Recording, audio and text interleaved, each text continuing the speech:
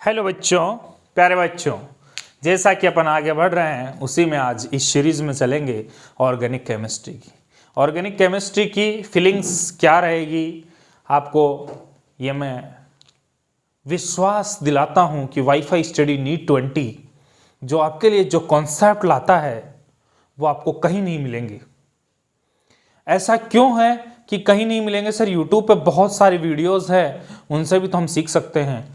भैया आप सीख सकते हो, पर जो कॉन्सेप्ट्स वो 10 दिन में कंप्लीट करता है वाईफाई स्टडी नीट 20, उसी कॉन्सेप्ट्स को 1-2 दिन में 2-3 लेक्चर्स के माध्यम से कंप्लीट कर देता है।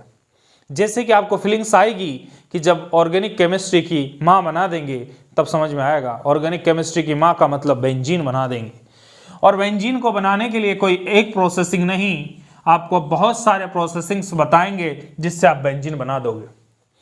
देखिए दोस्तों, ऑर्गेनिक केमिस्ट्री को पढ़ने से पहले कुछ बेसिक नॉलेज जरा ऐसा ज़रूरत नहीं रहती है, क्योंकि ड्रॉपर्स बच्चों को सब पता है, पर फिर भी बात करता हूँ कि ये कार्बनिक रसायन है क्या। इसमें अपन क्या है कि सारा ऑर्गेनिक सिस्टम्स पढ़ते हैं, और ऑर्गेनिक सिस्टम में भी जो आप बात करें बेंजीन, ये बेंजीन का ही सबसे बड़ा इम्पैक्ट है। जो भी पढ़ते हैं वो यहाँ तक पहुँचाना बहुत ज़रूरी होता है, क्योंकि हर बच्चे को अपनी माँ तक पहुँचना ज़रूरी है। तो अभी बताते हैं कि बच्चे कैसे माँ तक पहुँचते हैं। आइए ऑर्गेनिक केमिस्ट्री में एक रिएक्शन के अंदर कोशिश करूँगा कि सभी कॉन्सेप्ट इसी के अंदर आ जाएं और टोटल रिएक्शंस आ जाए ऑर्गेनिक केमिस्ट्री की।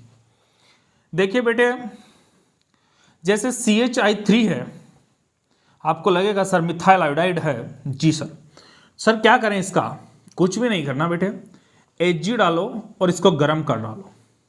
सर Hg डाला, गर्म कर डाला, बनेगा क्या? आइए बेटे, बनेगा एल्काइन। ऐसा सर कैसे बना? देखो, CH3 के 2 मोल लेंगे, Hg लूंगा मैं, आपको 6 Hg लूंगा, और इधर भी I3CH। ऐसे लिखूं तो अच्छा रहे, क्योंकि फीलिंग्स आती है बच्चों जब रिएक्शन को ऐसे केमिस्ट्री में पढ़ते हैं ना, ऑर्गेनिक केमिस्ट्री, तब मजा आ जाता है बच्चों को। जो बनेगा वो एथाइन बनेगा। अच्छा सर एथाइन तो बन गया, पर आगे आप बता रहे हो कि माँ बनाओगे ऑर्गेनिक की। हाँ बनाएंगे माँ, बेंजीन। कैसे बनाओगे बेटे? अगर मैं यहीं इसको फेरस के साथ हॉट ट्यूब में डाल दूं, रेड हॉट ट्यूब, जिसको बोलूंगा मैं रेड हॉट ट्यूब, ऐसा रेड हॉट ट्यूब को इतना गर्म कर दिया जाता है कि लाल हो जाता है, और यहां पर जब बनता है, इसका 3 मोल लेता हूं। कितने मोल लूंगा इसका? 3 मोल। जैसे इसका 3 मोल लेता हूं दोस्त, ये आपका बन गया ऑर्गेनिक केमिस्ट्री की माँ, बेंजीन। सर इतना जल्दी माँ बनाया? हाँ। अच्छा सर थोड़ा लेट बनाए? आओ लेट बना के दिखाते हैं आपको। लेट बनाने के लिए आप क्या करो, इसी रिएक्शन को आगे उठाओ और मर्क्यूरिक एसीटेट के साथ ले जाओ। सर ऐसा क्या है इसमें? मर्क्यूरिक एसीटेट क्या करेगा? देखो, मर्क्यूरिक एसीटेट क्या करेगा वो देखना। यहाँ पर आप ये रिएजेंट और वाटर ले लो और NaBH4 की उपस्थिति में इस क्रिया को करवा दो। ये रिडक्शन हो जाएगा इसका, लेकिन इसमें रीअरेंजमेंट नहीं होगा, ये ध्यान रख लेना। No rearrangement, no rearrangement. Sir आप सारे कॉन्सेप्ट यही क्लियर करोगे? हाँ बच्चों, रीअरेंजमेंट क्या होता है? कार्बोकैटायन की स्टेबिलिटी देखते हैं कि 3 डिग्री ज्यादा स्टेबल है, 2 डिग्री उससे कम है, उसके बाद में 1 डिग्री आता है, बेंजाइलिक कार्बोकैटायन ज्यादा स्टेबल है, वो रीअरेंजमेंट शो करता है। लेकिन यहाँ रीअरेंजमेंट नहीं करना, आपको डायरेक्ट बॉन्ड को ब्रेक करना है और इसको बना देना है। जैसे आप इसको बनाओगे तो ये कुछ ऐसा कुछ बनेगा। सर ये क्या बन गया? तो मैं बताता हूं बेटे, ये इनोल बना। क्या बना सर? इनोल स्टेबल या अनस्टेबल? तो ये तो सब पता है, सबको पता है कि ये अनस्टेबल होता है। बोर्ड को बड़ा ध्यान से समझना, मैंने 2 पेन लिए हैं, लेकिन एक एक चीज को क्लियर करूंगा। ये अनस्टेबल होता है, बिल्कुल सर अनस्टेबल होता है। तो आगे किस में कन्वर्ट होगा? ये रिएक्शन यहां पर इसका मतलब क्या होगा कि कुछ समय के लिए यह बनेगा, कुछ समय के लिए वो बनेगा, अनस्टेबल। लेकिन ये फॉरवर्ड किस में कन्वर्ट होगा, ये कन्वर्ट हो गया आपका इसमें एल्डिहाइड में कन्वर्ट कर दिया मैंने इसको। किसी को कोई डाउट हो तो बोलेगा कि सर डाउट है, बताओ। किसी को डाउट नहीं है, ये एल्डिहाइड बन गया, ये एल्डिहाइड फॉर्म इसकी स्टेबल फॉर्म है। अब आगे चलें कि सर एल्डिहाइड को मैं कुछ इस टाइप से लिख दूं तो मेरा सारे कॉन्सेप्ट्स और भी अच्छे ढंग से, क्योंकि बेटे रिएक्शंस को सबको खोल के लिखो ताकि आपको समझ में आए कि ऑक्सीजन की इलेक्ट्रोनेगेटिविटी ज़्यादा तो ऑक्सीजन पे माइनस चार्ज आएगा पार्शियली, और इस पर पॉजिटिव चार्ज आएगा क्योंकि इसके इलेक्ट्रॉन्स को ये खींच रहा है। जैसे ये खींच रहा है तो यहां समझ में आता है कि इंडक्टिव इफेक्ट्स लग रहा है। सॉरी, समझ में आया? तो यहां से आप समझोगे कि इंडक्टिव इफेक्ट्स होता है। क्या होता है इंडक्टिव इफेक्ट्स, ये भी समझने की कोशिश करना, क्योंकि जिसकी इलेक्ट्रोनेगेटिविटी ज्यादा होती है तो कम इलेक्ट्रोनेगेटिविटी वाले इलेक्ट्रॉन्स को वो खींचता है अपनी ओर। ठीक है, वैसे ऑक्सीजन खींचा, इसकी 3.5 इलेक्ट्रोनेगेटिविटी, इसकी 2.1 कार्बन की, तो खींचेगा ये डाटा है एनसीईआरटी का। ठीक है, आगे चलो दोस्तों। अब आगे क्या हुआ, इस रिएक्शन को मैंने CH3 MgBr, भाई साहब ये क्या है सर, ये गिन्यार है। ये क्या है, गिन्यार। सर ये क्या करता है बेटे, गिन्यार रिएजेंट की रिएक्शंस आपने पढ़ी होगी कि इस पे माइनस और इस पे प्लस होता है। अच्छा, ये RMgX है सर, हाँ वो ये तो R की जगह मिथाइल लिया, MgX की जगह ब्रोमाइड ले लिया, बहुत अच्छा। जैसे ये नेगेटिव पॉजिटिव पर अटैक करेगा और पॉजिटिव नेगेटिव पर अटैक करेगा, रिएक्शन को ध्यान से समझने की कोशिश करो, हर कॉन्सेप्ट आपका क्लियर कर रहा हूं। MgBr बना और इधर से बन गया CH3। क्लियर हो रहा है, बोर्ड पे दिख रहा होगा। MgBr ये बना और इधर CH3 बना और यहां पर आकर आपने जोड़ दिया क्या, CH3। किसी को डाउट नहीं? आगे जैसे ही मैंने इस पे एक H+ का अटैक कराया, किसका सर, H+ का। सर ये क्या करेगा, रिडक्शन करेगा भाई, यहाँ H+ जुड़ेगा, MgBr को आउट करेगा तो बनेगा CH3 CH2OH। बोलो किसी को डाउट? इसका मतलब सर एल्कोहल बन गया। हाँ एल्कोहल बना, लेकिन कौन सा एल्कोहल बना, सेकेंडरी एल्कोहल, क्योंकि CH3 भी तो है। एल्कोहल बन गया सेकेंडरी एल्कोहल।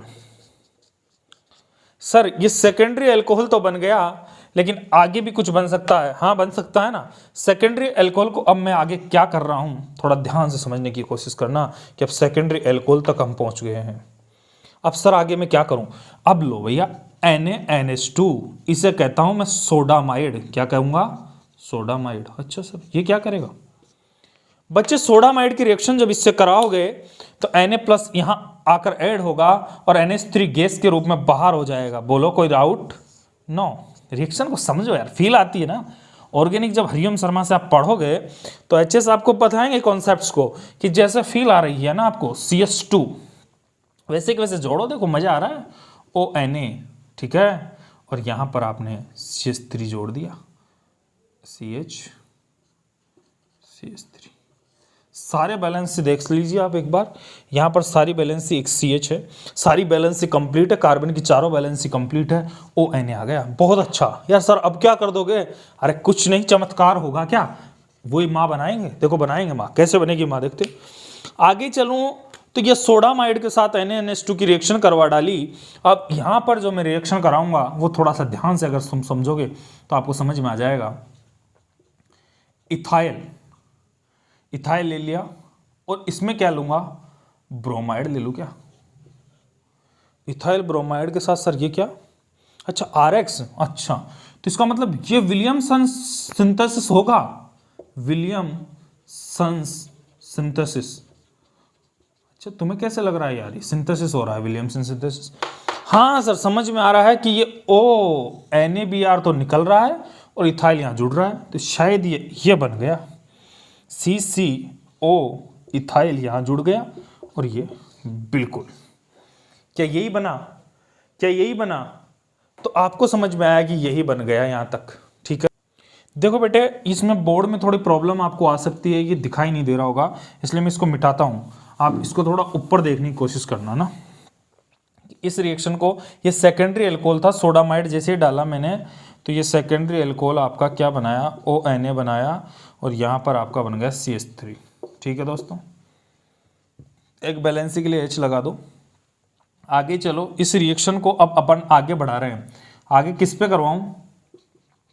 CH3Br, और यहां पर इस रिएक्शन का नाम है विलियमसन सिंथेसिस। अच्छा सर, विलियमसन संश्लेषण ये रिएक्शन है? विलियमसन संश्लेषण कैसे हुआ सर?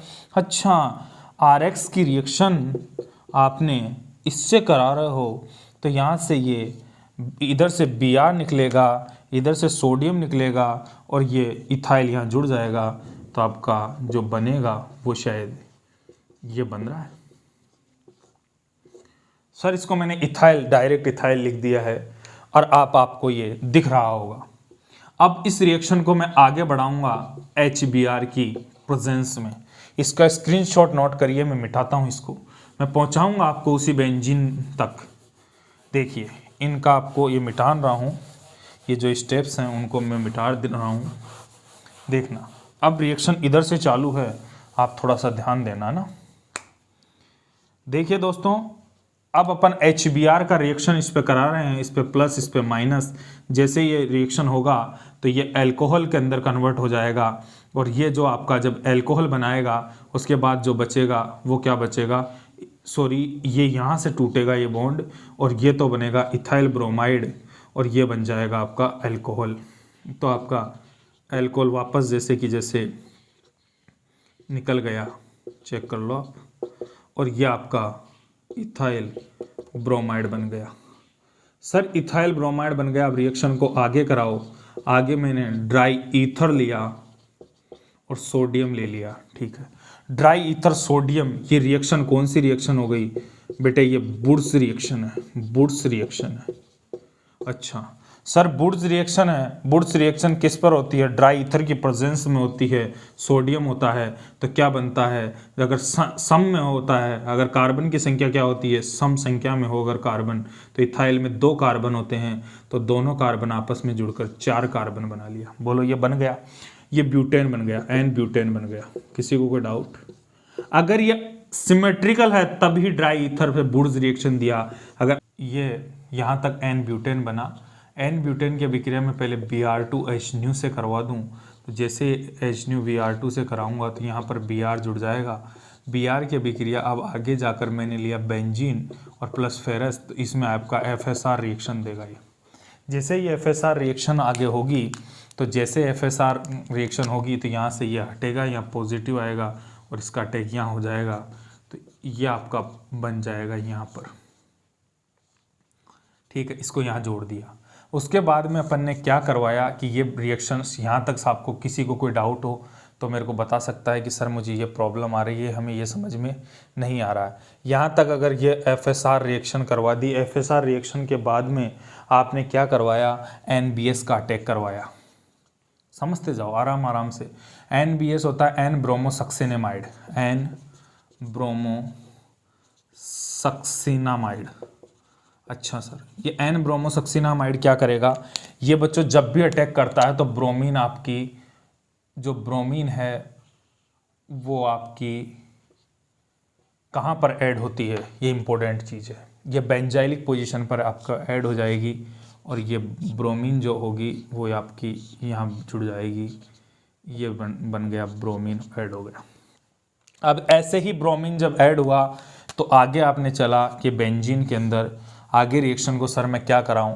आगे बेटे इस रिएक्शन में आपने मिथेनॉल ले लो, ठीक है, और उसके साथ इसे गर्म भी कर दो। सर यहाँ से क्या होगा? जैसे आपने मिथेनॉल लिया, इसको गर्म किया, तो मिथेनॉल लेते ही गर्म करते ही आपको अल्कोहलिक KOH का यूज़ करना है। अल्कोहलिक KOH क्या करता है? अल्कोहलिक KOH इसको ब्रोमीन को यहाँ से हटाएगा और डबल बॉन्ड का फॉर्मेशन हो जाएगा। तो जैसे ही ब्रोमीन वहाँ से हटेगा तो यहाँ डबल बॉन्ड बन जाएगा। ये देखो डबल बॉन्ड। किसी को कोई डाउट यहाँ तक नहीं है? आगे चलते हैं, रिएक्शन को थोड़ा यहीं से घुमाता हूँ थोड़ा। देखो दोस्तों, यहाँ तक इसमें डबल बॉन्ड, यहाँ इससे Br हटा दिया, यहाँ कार्बन, यहाँ पर डबल बॉन्ड आ गया। अब जैसे ये डबल बॉन्ड बना, मैंने आपको ले लिया हॉट KMnO4। मज़ा आएगा दोस्तों। हॉट KMnO4, हॉट KMnO4 क्या होता है? ये पर्बल ऑक्सीडाइजर होता है। पर्बल ऑक्सीडाइजर है तो सबका ऑक्सीडेशन कर देता है, पूरे मिथाइल इथाइल कुछ भी हो, कोई सा भी समूह आप बेंजीन पर ठोक दो ये इसका ऑक्सीडाइजेशन कर देगा और यहाँ पर COOH कार्बोक्सिलिक दे देगा। ये आपका बेंजोइक अम्ल बन गया, बेंजोइक एसिड। अब सर बेंजोइक एसिड तो बन गया लेकिन हमें बेंजीन बनाना है, तो अब क्या करें? अब कुछ नहीं, फेनिल के साथ MgBr लगा दो। अच्छा सर इससे क्या होगा? बेटे इससे हमेशा ध्यान रखना कि पर्बल से यहाँ एसिडिक है, यहाँ से H आएगा और ये कौन ले जाएगा? गिन्यार रिएजेंट में। ये इंपॉर्टेंट याद रखना गिन्यार रिएजेंट में कि जो फेनिल समूह जो MgBr से जो R समूह जुड़ा है वो इसका H लेगा और ये कन्वर्ट होकर बना देगा बेंजीन। यही तो है ऑर्गेनिक की माँ। तो दोस्तों हमने ऑर्गेनिक की माँ बनाने के लिए कैसे उस रिएक्शन को कहाँ तक बढ़ाया, तो आपको ये सब चीज़ें समझ में आ रही होगी। इन सारे को लिंक करके समझना, ये यहाँ तक पहुँचाने के लिए आपको समझाया था, वो सारा कुछ समझाया, इसमें बुर्ज रिएक्शन भी समझाए, वो भी समझाया। अब इसी रिएक्शन को मैं आगे बढ़ाता हूँ, बेंजीन की माँ बन गई, थोड़ा इसको मिटाता हूँ, इसी रिएक्शन से ऑर्गेनिक की फीलिंग्स दिखाता हूँ आपको कि ऑर्गेनिक की क्या फिल्म बनती है। अब अपने पास रह गया बेंजोइक। अब यहाँ से स्टार्ट करता हूँ मैं कि बेंजोइक से मैं क्या क्या बना सकता हूँ। तो अब आ जाओ आप बेंजोइक पे कि सर इसका क्या करोगे। अब आओ इसकी देखते हैं क्या क्या कर सकते हैं अपन। तो बेंजोइक है, बेंजोइक एसिड है दोस्त। अब बेंजोइक एसिड से मैं क्या क्या बनाऊंगा वो आप ध्यान से देखिए। बेंजोइक एसिड में CH3CO का होल ट्वाइस एसिटिल ले लूँ और इसकी रिएक्शन इससे करवाऊंगा। सॉरी इसको यहाँ से, इसको मत समझो आप, थोड़ा ध्यान से समझते हैं। यहाँ पर आपने लिया बेंजोइक एसिड, ठीक है। बेंजोइक एसिड के साथ इस ऑर्थो पोजीशन पे मैंने OH बना दिया। इसका नाम क्या है? इसका नाम क्या है कोई बताएगा? COOH, OH पे जो ये OH लगाया यहाँ पर ये बनाया, इसका नाम कोई बताएगा क्या है? किसी को आइडिया? कमेंट करें, आप नाम बताएं इसका, चेक करके कि कमेंट करें कि क्या नाम है इसका, ठीक है। अब अपन आगे बढ़ रहे हैं कि इस रिएक्शन में हमने बेंजीन बना ली। अब आपके आगे के पोर्शन पे बढ़ते हैं, उससे पहले कि अपन समझने की कोशिश करेंगे कि ऑर्गेनिक केमिस्ट्री में और क्या फंडामेंटल्स है। तो देखते हैं रिडक्शन। रिडक्शन और ऑक्सीडेशन बड़े इंपॉर्टेंट फंडा हैं और इनसे क्वेश्चंस नीट और जेई में पूछे जाते रहते हैं। सर ये क्या है? जैसे बेटे ये O लगा दिया, यहाँ पर ऑक्सीडेशन करके यहाँ O लगाया मैंने, यहाँ पर मैं लगा देता हूँ कार्बोक्सिलिक, यहाँ डबल बॉन्ड लगा देता हूँ और एक OH यहाँ लगा देता हूँ, ठीक। सर इससे क्या कराओगे? इससे कुछ क्वेश्चंस आपके सामने फ्रेम कर रहा हूँ, उसको आप समझने की कोशिश करना, क्लियर हो जाए तो बताना। जिंक अमलगम प्लस HCl आपको डाला, इसका रिडक्शन करना है। क्या करवाएगा ये? रिडक्शन। रिडक्शन किस किस का होगा वो समझने की कोशिश करो, मजा आएगा। कि जिंक अमलगम OH को भी रिड्यूस करता है, CHO को भी रिड्यूस कर देता है, COOH को भी रिड्यूस करता है क्या? नहीं करता। तो कीटोन को करता है? हाँ करता है दोस्त। क्या सर इन सबको रिड्यूस कर देगा ये? बिल्कुल ये करेगा इन सबको रिड्यूस। वो कैसे करेगा वो आप देखिए कि जिंक अमलगम को जब रिड्यूस करवाएगा तो COOH रिड्यूस नहीं होगा और ये रिड्यूस हो जाएंगे। तो इसको छोड़ दो और बाकी इनको रिड्यूस करवाओ और ये बना दो।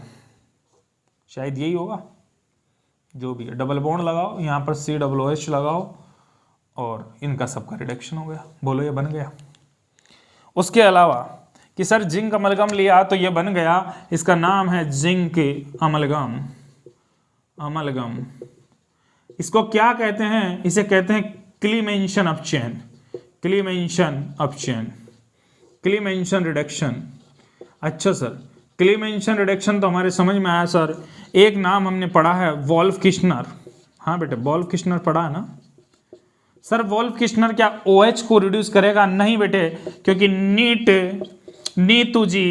नीट यूजी जो क्वेश्चन आया 2016 में उसमें ये OH लगा रखा था और उसको रिड्यूस करवा रहा था। नहीं, वोल्फ किश्नर OH को रिड्यूस नहीं करेगा, क्योंकि इसके नाम में ही जब NH2 हाइड्रोजन जैसे ये होता है उसमें ही OH।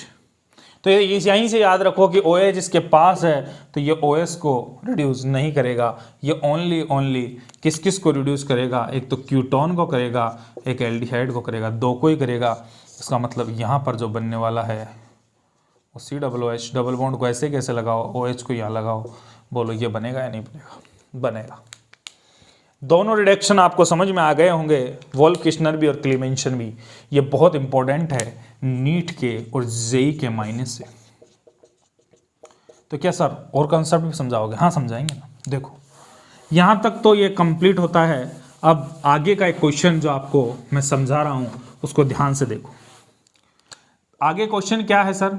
MnO2 के बारे में सर हमें कुछ बताओगे? हाँ बताएंगे।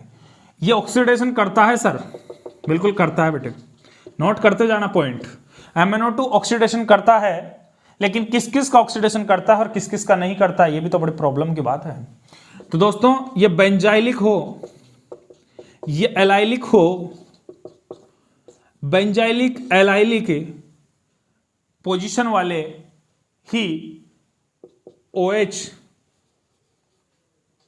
को ये कन्वर्ट कर देता है C double bond O CHO में। किसी को कोई डाउट हो तो बोलेगा? नहीं। देखो यहां पर OH लगाया, यहां पर OH लगाया और यहां CH3 लगाया। किसी को डाउट? No doubt. ठीक है सर, इसमें करवाइए MnO2। बिल्कुल करवा रहा हूं ना बेटे। तो ये इसका ऑप्शन नहीं करेगा, प्राइमरी का नहीं करेगा, इसका करेगा क्योंकि एलाइलिक पोजीशन पर है।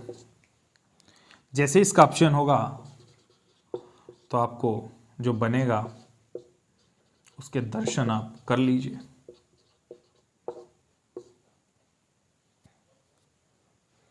किसी को कोई डाउट दोस्तों?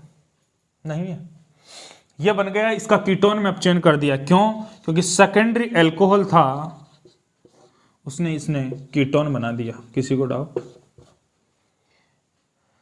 प्राइमरी अल्कोहल को ये छेड़ता नहीं है। तो सर प्राइमरी अल्कोहल को छेड़ने के लिए एनसीईआरटी ने कुछ बताया? हाँ बताया। उसको कौन छेड़ सकता है? उसको केवल मैं ही छेड़ सकता हूं। मैं नहीं, एनसीईआरटी में कहा है ना, मैं का मतलब पीसीसी, मेरा नाम पीसीसी है। मैं छेड़ सकता हूं प्राइमरी अल्कोहल को, और वो भी अच्छी तरीके से छेड़ सकता हूं, क्योंकि मुझसे छिड़ने पर उसे आनंद आता है, तो यही छेड़ेगा उसको। इसमें क्या क्या होता है? ये होता है इसमें क्रोमियम ट्राइऑक्साइड प्लस HCl और प्लस पिरिडीन, इसके साथ ये मिला है तब बना है पीसीसी। अरे यार, पिरिडीन क्लोरोक्रोमेट, बहुत अच्छा नाम है, इससे मिलकर बना है। बच्चों ये लिख लीजिए, माइल्ड ऑक्सीडाइजर। ये धीमा ऑक्सीडाइजर है। ऑक्सीडाइजर तो है बट वो भी धीमा है।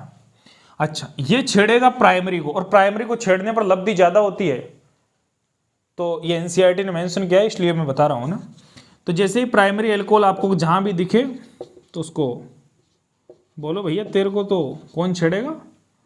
तो ये कहेगा कि मेरे को पीसीसी छेड़ेगा। सेकेंडरी को भी छेड़ लेता है, छेड़ने में तो पर मजा आता है। प्राइमरी में लब्धि सबसे ज्यादा होती है, इसलिए ये ध्यान रख लेना कि प्राइमरी को छेड़कर एल्डिहाइड देता है। इसलिए आपको याद रख लेना है 1 degree alcohol convert to aldehyde. किसी को कोई डाउट? नो। इसी के साथ मैं एक टॉपिक और डिस्कस कर लेता हूं यहीं से।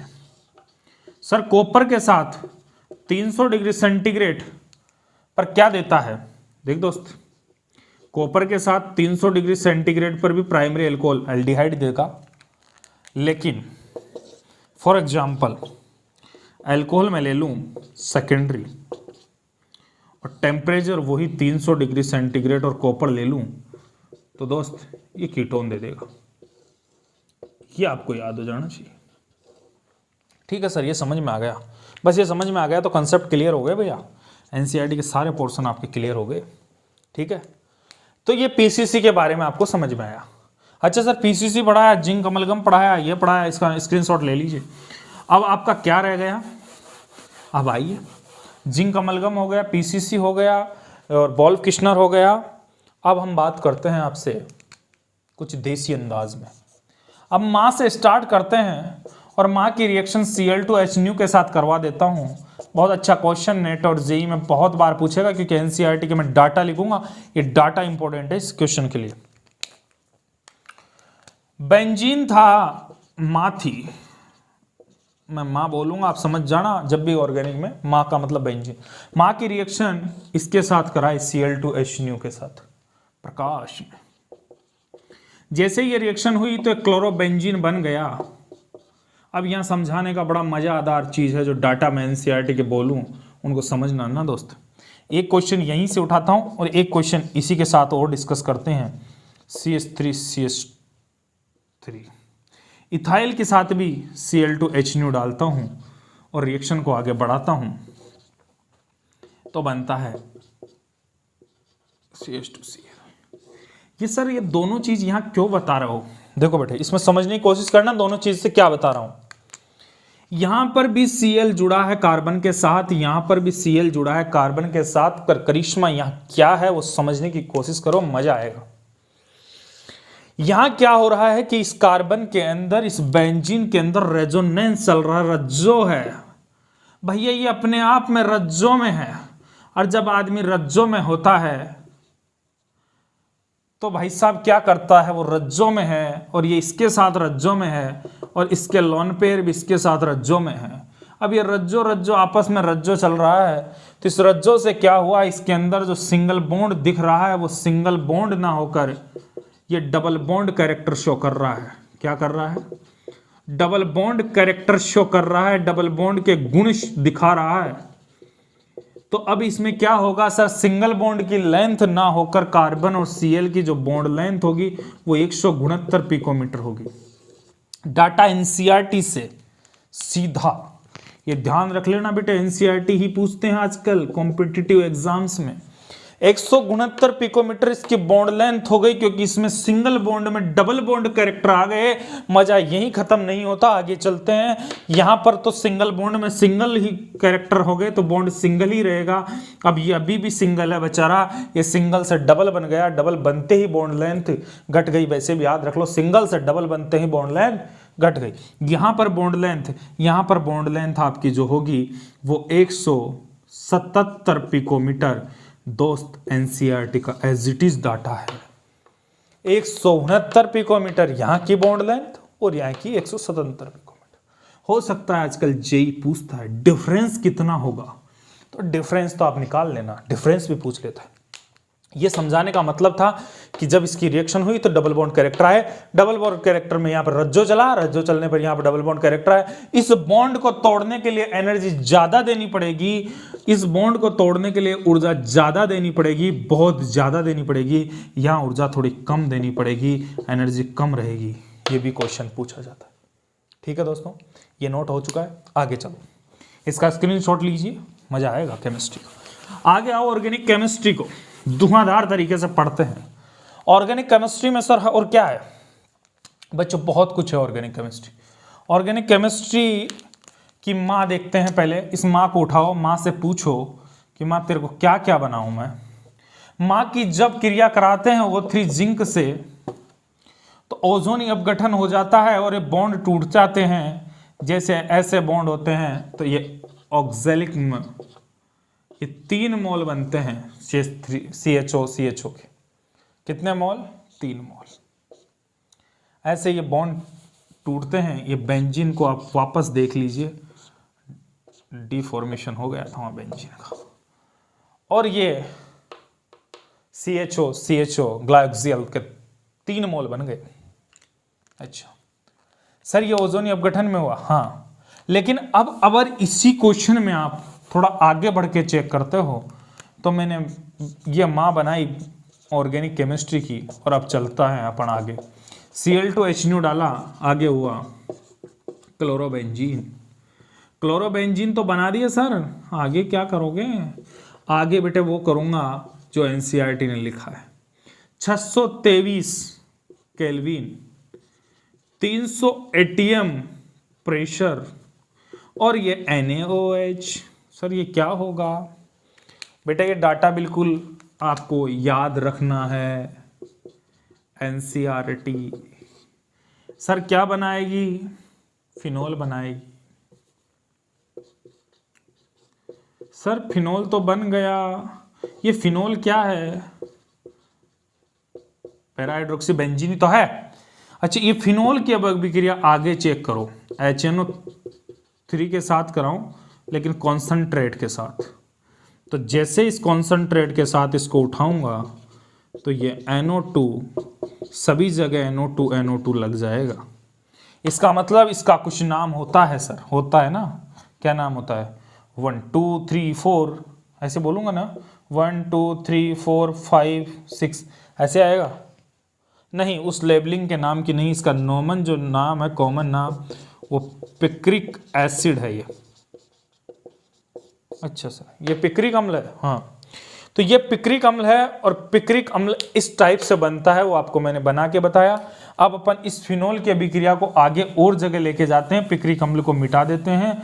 अब आप देखो फिनोल से क्या क्या बनाते हैं। आगे चलो, फिनोल उठाया, फिनोल की अभिक्रिया मैंने करवाई NaOH से CO2 की प्रेजेंसी में, कॉल्वे रिएक्शन जिसे बोलोगे आप। जैसे ये रिएक्शन होगी तो यहाँ पर क्या बनेगा वो आप ध्यान से देखना, ONA आ जाएगा और यहाँ पर ये क्या लग जाएगा, C डबल बॉन्ड OH। ठीक है, थर्ड H+ भी ले लो ना, ठीक है। जैसे इसको आगे करोगे ये यहाँ से ये H यहाँ जाएगा और ये रिएक्शन आपकी कन्वर्ट हो जाएगी और आपको ये बना देगा, यहाँ पर तो क्या आ जाएगा OH और यहाँ COOH। इसका नाम मैं उस टाइम पूछ रहा था, आप लोगों ने नहीं बताया, लेकिन अब अपन को बताना पड़ेगा। ये सैलिसिलिक एसिड है, सैलिसिलिक, इंग्लिश में लिखो यार, सैलिसिलिक एसिड। जैसे ही सैलिसिलिक अम्ल बन गया, आप सैलिसिलिक अम्ल की अभिक्रिया भी करवा दो क्या, किसके साथ? एसिटिल के साथ। ठीक है, ये क्या देगा? ये आपका जो बनाएगा वो बहुत अच्छी चीज बनाएगा, उसका नाम तो आप सुनते ही मजा आ जाएगा। इस COOH को यहाँ लगाओ, OCOCH3, इसका नाम आपको पता होगा, ये एस्प्रिन बन गया। सर ये एस्प्रिन किस काम में आता है? एस्प्रिन आपको पता है कि एक टेबलेट होती है, भूखे पेट नहीं लेते हैं, भूखे पेट लेने पर पेट में छाले हो जाते हैं, इसलिए इसको एस्प्रिन को भूखे पेट नहीं लिया जाता। ब्लड का जब थक्का जम जाता है हार्ट के अंदर तब भी इसको लिया जाता है। वही एस्प्रिन की टेबलेट है जो आप डेली लाइफ रसायन में पढ़ोगे, ये एस्प्रिन है, कोई दिक्कत नहीं।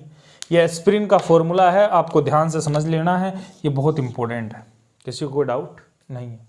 आगे आइए बच्चों, एस्प्रिन यहाँ से बनाया, सैलिसिलिक एसिड से आपने एस्प्रिन तक पहुँचा दिया। अब आपको मैं थोड़ा सा नॉलेज दे दूँ तो आपको ये भी हिट करना चाहिए कि यहाँ तक रोकिए इसको, यहाँ तक अपन बात करते हैं, आगे चलते हैं फिर।